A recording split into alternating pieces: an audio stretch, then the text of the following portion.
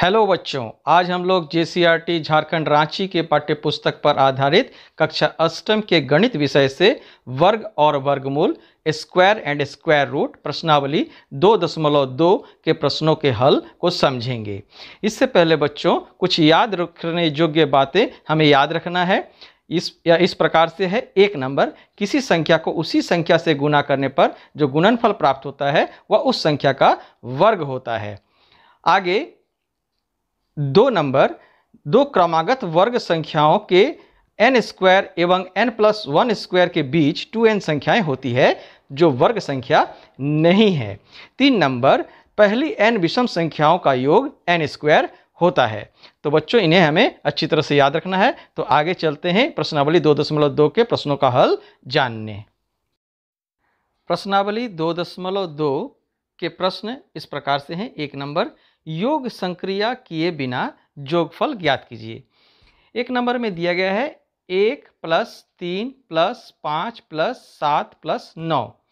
तो जैसा कि हमने याद रखने योग्य बातों में जाना कि पहली n विषम संख्याओं का योग n स्क्वायर होता है। जैसे 1 + 3 + 5 + 7 इस प्रकार से n संख्या तक विषम संख्याएं होंगे तो उनका योगफल होता है n स्क्वायर। तो इस प्रश्न में हम लोग देख रहे हैं कि यहाँ विषम संख्याओं की कुल संख्या 5 दी गई है, अतः इनके संख्याओं का योग 5 के वर्ग होंगे, अर्थात 5 के वर्ग बराबर 25।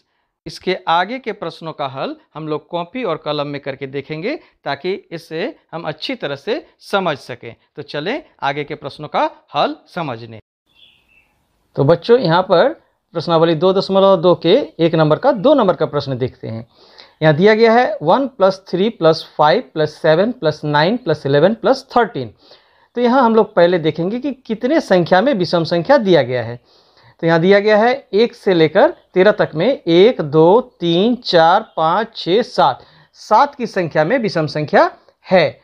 तो हम लोग जैसे जानते हैं कि अगर 1 से शुरू होकर विषम संख्या लगातार विषम संख्याएं दिया हुआ हो तो उनके संख्याओं का योग जितने संख्या में जो है विषम संख्या है उसका वर्ग होता है। तो यहाँ पर चूंकि 7 है इसलिए इसके संख्या का जो है योग कितना होगा, इसके संख्या का योग होगा 7 का वर्ग, यानी कि 7 का वर्ग जो है कितना हो जाएगा, 7 × 7 यानी कि 49, यानी कि 49।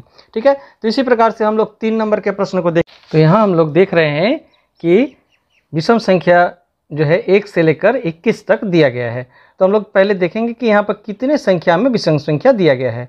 तो हम लोग गिन लेते हैं 1, 2, 3, 4, 5, 6, 7, 8, 9, 10, 11 11 के संख्या में विषम संख्या दिया गया है। अतः इन संख्याओं का योग हम लोग जानते हैं कि विषम संख्या 1 से शुरू होकर लगातार जितने विषम संख्या दिए होंगे उनके जो है संख्या का वर्ग जो है उसका योगफल होता है। अतः इसका जो है हम लोग योगफल इस प्रकार से लिखेंगे, हल बराबर 11 की संख्या में है तो 11 का वर्ग यानी कि 11 × 11। तो 11 को 11 से गुना करेंगे तो हो जाएगा 121, और 121 1 से लेकर 21 तक लगातार जो विषम संख्या दिया गया है उसका योगफल होगा। ठीक है। तो अब हम लोग जो है 2 नंबर में क्या प्रश्न दिया गया है उसे देखेंगे। 2 नंबर का प्रश्न, यहाँ 2 नंबर के प्रश्न में दिया गया है कि निम्नलिखित संख्याओं के वर्गों के बीच कितनी जो है प्राकृत संख्याएं हैं लिखिए। ठीक है। तो यहाँ पर हम लोग प्रश्न देख रहे हैं कि दिया गया है 43 और 44।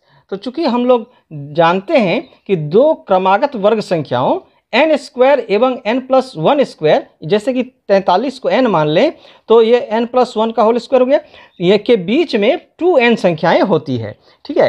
तो इसके अनुसार हम लोग इसको हल किस प्रकार से लिखेंगे, इसका हल इस प्रकार से होगा, हल बराबर संख्या 2n होगा, यानी कि 2n, इसको n मान लें तो ये 2n बराबर 2 × 43 = 86। तो बहुत ही ईजी है।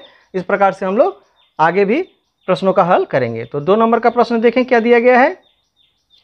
2 नंबर का प्रश्न है, 2 नंबर में दिया गया है 14, 14 और 15 ये दिया गया है। तो हम लोग इसका भी हल उसी प्रकार से करेंगे।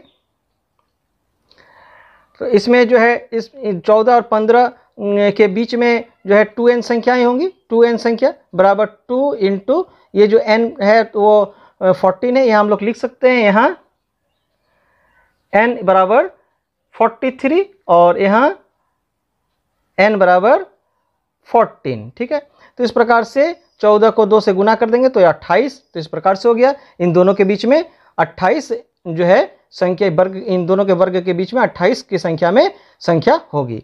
और 3 नंबर का प्रश्न है, 3 नंबर में संख्या है 34 और 35। तो इसमें भी जो है यहाँ लिखेंगे n, माना कि n बराबर 34 है। ठीक है, तो 2n बराबर 2 इंटू 34 को 2 से गुना कर देंगे तो हो जाएगा 68। तो इन दोनों वर्ग संख्याओं के वर्गों के बीच में कितने प्राकृतिक संख्या होंगे, तो 68 की संख्या में संख्या होंगे। अब हम लोग 3 नंबर के प्रश्न को देखें कि क्या दिया गया है। 3 नंबर का प्रश्न, तो यहाँ पर 3 नंबर का प्रश्न दिया गया है। 3 नंबर में क्या दिया गया है कि निम्नलिखित संख्याओं को 2 क्रमागत पूर्णांकों के योग के रूप में लिखिए। तो जैसे कि यहाँ पर दिया गया है, संख्या दिया गया है 23 स्क्वायर, तो 23 स्क्वायर यानी कि 23 का वर्ग को हम लोग 23 स्क्वायर इज इक्वल टू, यानी कि इसका होता है 23 गुना 23। तो 23 को अगर 23 से गुना करेंगे तो कितना प्राप्त होगा, तो इससे हमें प्राप्त होगा 529। ठीक है, अब हमें जो है इस संख्या को 2 भागों में बांटना है ताकि क्रमागत पूर्णांकों का योग के बराबर इसे लिखा जा सके। तो हम लोग अगर 529 को 2 से भाग करेंगे, 2 से भाग करेंगे तो कितना हो जाएगा, ये 2 दूनी 4 और 1 2 6 हो गया, और ये 9 है तो ये 4 दूनी 8, यहाँ 1 बच गया। तो एक संख्या हो गया 264 और दूसरी संख्या हो जाएगा 265। तो हम लोग यहाँ लिख देंगे बराबर 264 जोड़ 265। ये 2 संख्याएं, 2 पूर्णांक संख्या का योग जो है ये